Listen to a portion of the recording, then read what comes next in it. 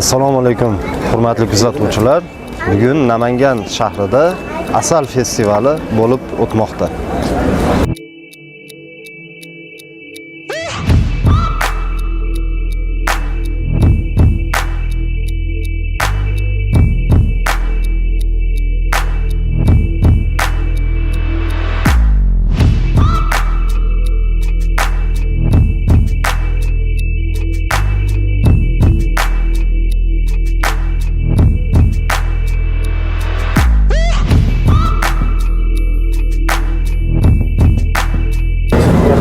Asal tabiiy mahsulot. Bu asalning ko'p foydalari, misol mana bizdagi tayyorlangan asal gulchangi deyiladi. Shu gulchangi mana jigarga immunitet ko'tarishga, qon ko'paytirishga foydasi juda ko'p.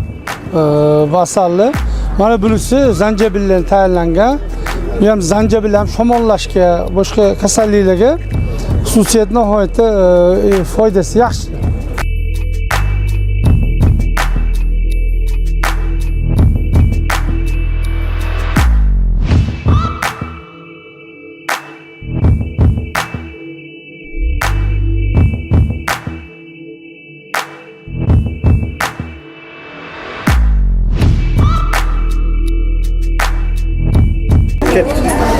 Bu asalimiz Qirg'iziston o'zgan tog' asali bo'ladi.